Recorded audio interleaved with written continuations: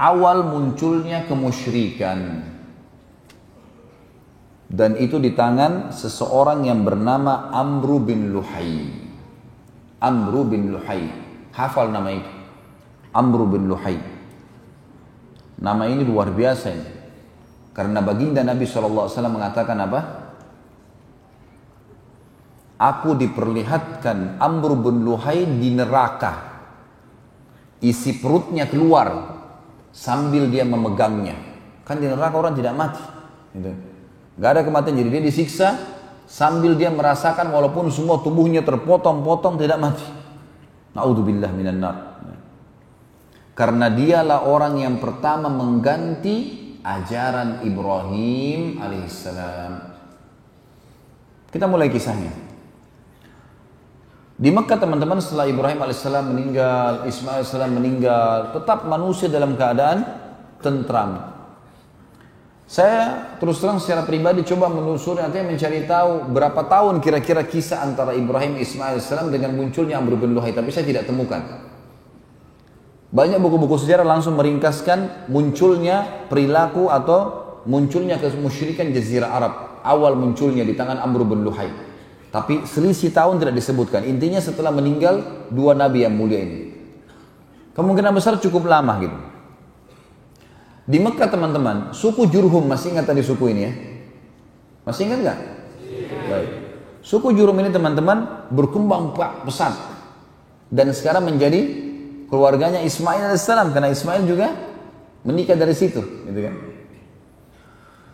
Suku Jurhum ini teman-teman, rupanya dengan adanya musim haji mendapat keuntungan yang banyak, karena mereka dagang makanan, dagang minuman, seperti sekarang. Ya, sampai orang-orang sampai sekarang mengatakan, kalau orang pakar ekonomi Islam mengatakan tempat yang paling menguntungkan seluruhnya itu kalau bisnis di Mekah dan Madinah. Kayak orang punya hotel, orang punya toko, setiap saat ada haji, tiap tahun datang dan jutaan orang pasti belanja lagi gitu. Yang jelas ada satu suku Arab yang lain namanya Khuza'ah. Suku Khuza'ah teman-teman ini suku yang cemburu dengan Jurhum. Dan hidupnya Khuza'ah ini suka berperang. Maka mereka mau datang dan menyerang Mekah supaya bisa merebut Mekah ini dari Jurhum. Bawalah mereka pasukan besar, mereka datang dengan pasukan besar. Jurhum tahu zaman itu dulu Mekah ada bentengnya, ditutup pintu gerbang. Mereka juga persiapkan, ringkas cerita terjadi peperangan. Setelah beberapa hari peperangan teman-teman sekalian, dengan hikmah Allah, suku Khuza'ah menang. Pendatang baru ini menang. Dan suku Jurhum dikalahkan. Maka ada beberapa pimpinan Jurhum, tapi tidak disebutkan namanya, yang akhirnya mengambil inisiatif sebelum pintu gerbang benteng mereka ditembus, karena mereka sudah lihat ada kekalahan, orang dalam benteng sudah ketakutan. Maka mereka menimbun sumur Zam-Zam. Menimbun, dihilangkan sumur Zam-Zam sama sekali. Dan mereka sepakat untuk tidak ada yang berbicara kalau pasukan Khuza'ah berhasil masuk. Nggak ada yang tunjukkan di mana air Zam-Zam itu. Masuklah mereka dan berhasil memenangkan peperangan teman-teman sekalian. Dan memimpin Khuza'ah di Mekah itu ahli sejarah mengatakan antara 300 sampai 500 tahun. Tapi tidak ada air. Salah satu raja dari Khuza'ah nanti yang memimpin, ini tidak disebutkan orang yang pertama. Ada juga ahli sejarah mengatakan dia orang pertama, dia yang memimpin peperangan lalu dia masuk ke Mekah. Ada yang mengatakan tidak, dia orang yang sekian datang, raja kesekiannya Khuza'ah. Ringkas cerita ada satu orang namanya Amr bin Luhai ini memimpin. Orangnya sebenarnya Amr bin Luhai ini pemimpin yang sangat disegani. Karena secara fisik orangnya tinggi besar, orangnya kuat, dan dia punya sifat. Dasarnya orang-orang Arab pada saat itu adalah karam. Karam itu dermawan, suka memberi makan orang, suka membantu orang. Sampai-sampai dia dengan hartanya sendiri biasa memberikan makan seluruh jemaah haji yang datang pada saat itu. Perilakunya si Amr bin Luhai. Cuma dia bukan orang yang mengikuti ajarannya Ibrahim alaihissalam. Suku yang lain dari luar datang merebut Mekah, gitu kan? Dia nggak ngerti nih ajaran Ibrahim alaihissalam. Dia cuma tahu nih jemaah haji, orang datang ya begitulah, gitu kan? Kemudian dia menggunakan dengan sukunya kesempatan untuk berdagang juga pada saat itu. Amr bin Luhai ini teman-teman sekalian, pada saat dia memimpin, dia mengeluarkan beberapa keputusan yang akhirnya mengubah ajaran Ibrahim alaihissalam. Yang pertama adalah dia memasukkan berhala ke Jazirah Arab. Ceritanya, suatu hari Amr bin Luhai ini pergi ke negeri Syam. Negeri Syam tadi saya bilang Lebanon, Syria, Yordania dan Palestina. 4 negara dulu namanya Syam. Dia pergi ke negeri Syam teman-teman sekalian. Kemudian dia melihat ada orang di sana namanya suku Amalik. Suku ini lagi nyembah-nyembah berhala. Lalu Amr berkata, apa yang kalian buat? Kata suku ini, patung ini mendekatkan kami kepada Allah. Dan kalau kami butuh apa-apa, kami minta kepada patung ini. Patung ini menurunkan hujan buat kami, menyembuhkan penyakit kami, memberikan keturunan buat kami, dan seterusnya. Amr bin Luhai tertarik dengan itu. Lalu dia bilang, kami di Mekah tidak punya air. Nggak ada air Zam-Zam kan, tidak ada air. Dan ini perkataan dia mengatakan kami di Mekah tidak ada air. Kemungkinan kata ahli sejarah lebih tepat dia adalah bukan raja pertama di Mekah, tapi sudah raja kesekian. Jadi sudah kakeknya dulu yang berebut Mekah. Jadi dia ini betul-betul blank, tidak tahu apa-apa. Dia kehilangan informasi tentang masalah air Zam-Zam itu. Maka dia bilang, saya akan beli beberapa patung, saya bawa ke Mekah. Siapa tahu patung ini nanti bisa mendatangkan air buat kami. Maka dia pun akhirnya membeli patung. Dan patung yang pertama dia masukkan ke Mekah namanya Hubal. Patung Hubal. Patung ini dibawa sama dia, kemudian patung tersebut diletakkan di pintu gerbang Mekah. Lalu dia memerintahkan seluruh masyarakat Mekah pada saat itu untuk meminta agar semuanya tiap hari datang minta kepada patung agar Mekah mendapatkan sumber air. Karena dia seorang raja yang disegani pada saat itu dan sudah cukup lama ajaran Ibrahim dan Ismail salam berlalu, maka orang-orang pun mengikutinya. Pada saat itu masyarakat Mekah masih mengenal Allah, tahu haji ini, rumah ini punyanya Allah. Tapi mereka secara rububiyah, secara menganggap Allah itu Rabb, pencipta, mereka yakin. Tapi mereka tidak melakukan ibadah, uluhiyahnya tidak ada. Mereka dalam arti kata ibadahnya ini masih dicampur baur dengan kemusyrikan. Maka yang terjadi teman-teman sekalian, semua orang Mekah pada saat itu mulai menyembah Hubal. Berjalan beberapa waktu, Amr bin Luhai mengeluarkan instruksi untuk setiap suku di Mekah harus buat patung sendiri. Kemudian meletakkan di depan sukunya. Jadi dulu Mekah itu kalau kita ibaratkan masjid ini Mekah, di pojok sebelah sana ada suku sendiri, ada bentengnya sendiri. Di sini juga ada, di sini juga ada, di sana juga ada, gitu-gitu. Maka dia perintahkan agar semuanya suku punya patung sendiri-sendiri.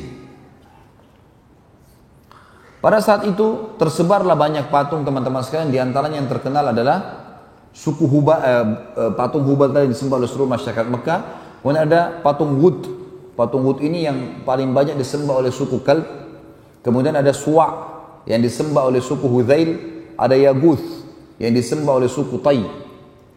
Kemudian ada masyarakat wilayah Jarash. Kemudian ada Ya'uq disembah oleh wilayah Hamazan. Kemudian Yathar disembah oleh penduduk negeri Yaman. Jadi awalnya di Mekah dulu nih, Hubal tadi kan, satu masyarakat Mekah. Lalu seluruh suku disuruh buat patung.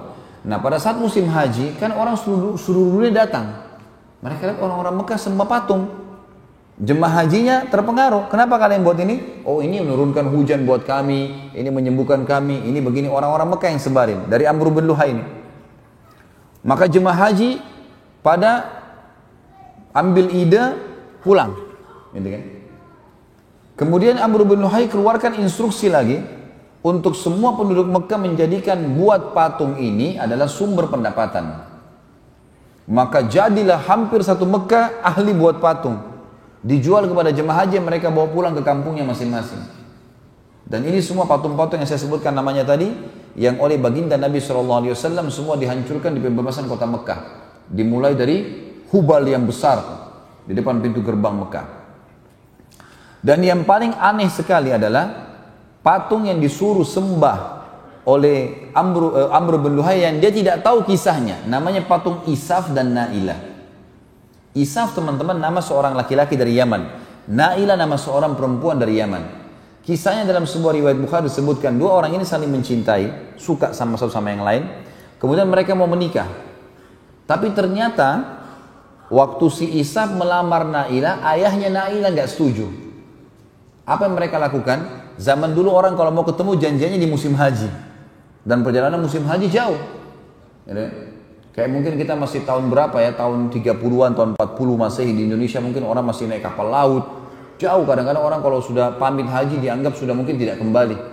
Perjalanan berapa, 1 bulan naik kapal, belum pulangnya, belum tinggal di sana. Ya. Zaman dulu begitulah, kurang lebih lama lagi mereka menggunakan unta dan kuda. Ketemu di musim haji. Di musim haji, masyarakat banyak, tidak semua orang tahu. Keduanya pada saat sedang berada di depan Ka'bah dan orang-orang semua sudah istirahat malam hari, tiba-tiba berzina. Dan waktu keduanya berzina di depan Ka'bah, Allah kutuk menjadi patung. Ini terjadi waktu suku Jurhum masih berkuasa, belum masuk Khuza'ah. Apa yang terjadi teman-teman? Suku Jurhum meletakkan Isaf di Gunung Safa dan meletakkan Nailah di Gunung Marwah agar jadi pelajaran. Setiap orang sa'i, nih lihat nih, buat dosa di depan Ka'bah, ini hasilnya. Jadi orang turun-temurun tahu itu gitu kan. Waktu Amr bin Luhai masuk, dia nggak ngerti nih, ini patung apa ini, dikira memang orang Mekah sembah patung gitu. Lalu dia menyuruh patung Ishaq dan Nailah dipindahkan dekat Ka'bah dan disuruh sembah. Jadi disuruh sembah apa? Manusia yang dikutuk oleh Allah karena berzina. Tapi itu terjadi di Mekah. Umar bin Khattab radhiyallahu anhu berkata, suatu hari aku pernah, ini menggambarkan tentang buruknya keadaan mereka di sana ya.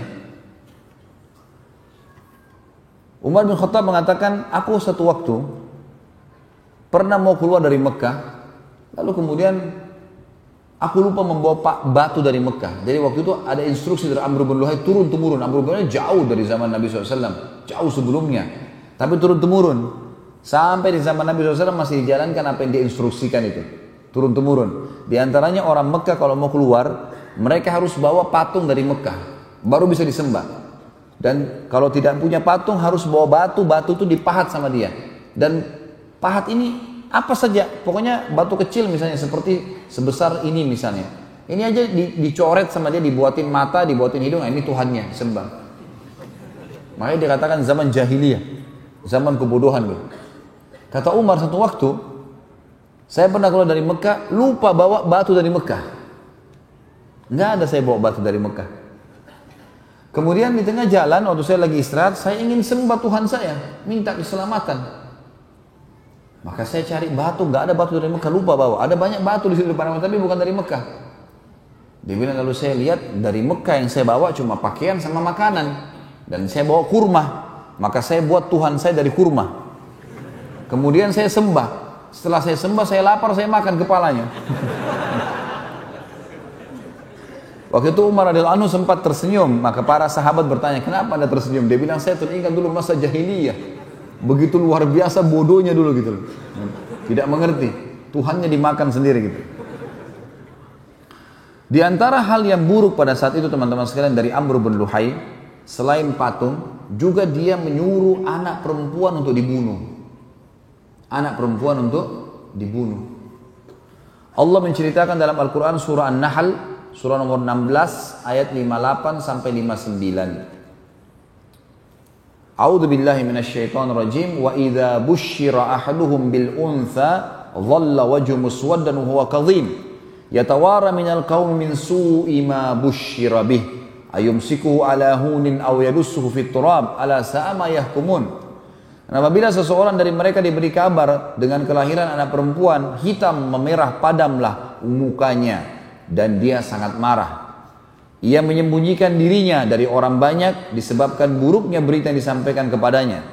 Apakah dia akan memelihara anak perempuan itu dalam keadaan menanggung kehinaan dari masyarakat, ataukah akan menguburkannya ke dalam tanah hidup-hidup? Ketahuilah, alangkah buruklah apa yang mereka tetapkan itu. Di dalam surah Zukhruf, surah nomor 43 ayat 17, Allah yang maha tinggi dan maha purba juga menceritakan tentang masalah ini. A'udzu billahi minasyaitonir rajim. Zukhruf ayat 17. Wa idza busyira ahaduhum bima daraba lirrahmani mathalan dhalla wajhu muswaddan wa huwa kadhim Padahal apabila salah seorang dari mereka, maksudnya orang-orang Quraisy Mekah, diberi kabar gembira tentang datangnya anak perempuan, maka apa yang mereka jadikan sebagai atau dinisbatkan kepada Allah yang Maha Pemurah, jadilah muka mereka hitam pekat sebab Dia amat menahan sedih. Apa maksudnya di sini teman-teman sekalian? Apa yang mereka nisbatkan kepada Allah Zat Maha Pemurah? Jadi ternyata orang-orang Quraisy itu mengatakan malaikat itu anak perempuannya Allah. Dan Allah pasti tidak mungkin terima. Allah SWT lam yalid wa lam yulad. Allah Esa. Allah tidak butuh dengan semua malaikat, semua makhluknya. Allah tunggal, maha kuat, maha sempurna, gitu kan. Walam yakul lahu kufuwan ahad. Allahus samad, jelas. Allah tidak membutuhkan pada siapapun, semua bergantung padanya. Maka pada saat itu Allah mengatakan, padahal apabila salah seorang dari mereka diberikan berita gembira dengan apa yang mereka jadikan sebagai misal bagi Allah yang Maha Pemurah, maksudnya mereka katakan malaikat anak perempuan Allah, lalu mereka kalau dapat anak perempuan mereka malah bermuram. Bagaimana bisa mereka menganggap Allah punya anak perempuan, mereka sendiri tidak mau menerima anak perempuan itu? Yang mereka lakukan teman-teman sekalian adalah mereka mengubur anak perempuan itu hidup-hidup, atau mereka harus memeliharanya dalam kondisi mereka malu. Surah Takwir, surah nomor 81 ayat 8. Allah juga mengatakan, A'udzubillahi minasyaitonirrajim, wa idzal mau'udatu su'ilat bi ayyi dzambin qutilat. Dan apabila bayi-bayi perempuan yang dikubur hidup-hidup ditanya, karena dosa apa mereka dibunuh. Baik teman-teman sekalian, selanjutnya yang ketiga yang dikerjakan oleh Amr bin Luhai adalah mengubah talbiyah. Mengubah talbiyah. Tentu anak-anak perempuan ada yang hidup di Mekah ya, tapi hidup itu hanya sekitar mungkin kalau dia punya anak 10 misalnya, atau dia punya anak 5, dia berharap anak perempuannya cuma 1, yang lainnya 4 perempuan. Mengubah talbiyah ini, talbiyah yang masyhur di zaman Ibrahim alaihissalam adalah talbiyah yang disyariatkan dalam syariat Nabi Muhammad alaihi wassalatu wassalam. Labbaik Allahumma labbaik, labbaik la syarika laka labbaik, innal hamda wan ni'mata laka wal mulk la syarika lak. Artinya, aku menjawab panggilanmu ya Allah, aku menjawab panggilanmu dengan santun ya Allah. Labbaik, ini kalimat yang baik ya. Makanya teman-teman didik anak-anaknya agar kalau kita panggil dia mengatakan, misal nak sini, labbaik. Kata-kata labbaik ini santun. Dalam orang Arab itu menggunakan untuk, iya saya menjawab panggilanmu dengan santun. Ya. Saya menjawab panggilanmu ya Allah, karena kita di sini mengatakan labbaik Allahumma. Allahumma berarti Allah. Ya Allah, aku menjawab panggilanmu dengan santun. Aku menjawab panggilanmu dengan santun dan tidak ada sekutu bagimu. Sesungguhnya segala puji-pujian dan nikmat serta kerajaan hanya milikmu dan tidak ada sekutu bagimu. Sampai sini adalah talbiyah yang masyru'. Talbiyah yang dianjurkan.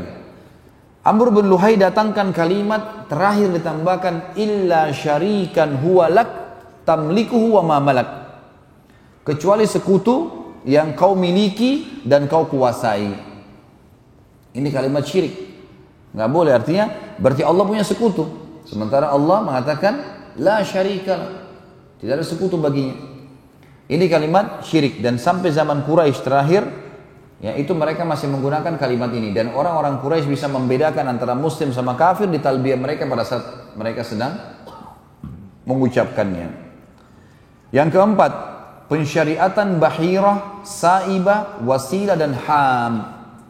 Ini istilah-istilah hewan. Ini syariatnya si Amr bin Luhai. Amr bin Luhai lalu menetapkan syariat bagi masyarakat Mekah yang ia karang sendiri, keluar dari ajaran Nabi Ibrahim alaihi salatu wassalam, yaitu pensakralan hewan tertentu. Allah yang maha tinggi dan maha mulia menceritakan kasus dalam surah Al-Ma'idah. Tentu antum kalau tidak dengar dari apa yang kita sampaikan atau tidak mengetahui apa yang kita sampaikan teman-teman, antum tidak mengerti kalau baca ayatnya ini. Karena istilah ini memang istilah hewan. Bahira, saibah, wasilah dan ham. Saya bacakan ayatnya surah Al-Ma'idah, surah nomor 5 ayat 103. Ini Allah ceritakan tentang pensyariatnya Amr bin Luhai di Mekah nih. A'udzu billahi minasyaitonir rajim. Ma ja'alallahu min bahiratin wala sa'ibatin wala wasilatin wala hamin walakinnal ladzina kafaru yaftaruna 'ala Allahil kadhib wa aktsaruhum la ya'qilun.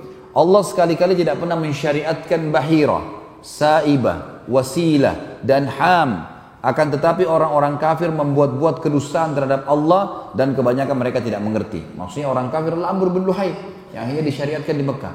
Apa itu hewan-hewan teman-teman? Bahira adalah unta betina yang telah beranak 5 kali. Jadi kalau ada unta betina melahirkan sampai 5 kali dan anak kelimanya jantan. Lalu unta betina itu dibelah kupingnya, induk betina tadi yang sudah dapat 5 anak, anak kelimanya jantan, dilepaskan, tidak boleh ditunggangi dan tidak boleh lagi diambil air susunya.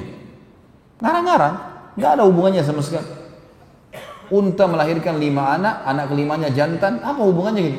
Kupingnya dipotong, tidak boleh lagi diganggu gugat. Itu namanya bahira. Allah mengatakan Allah tidak pernah sekali-kali mensyariatkan bahira. Nggak ada hubungannya. Kemudian dikatakan wasilah atau saibah.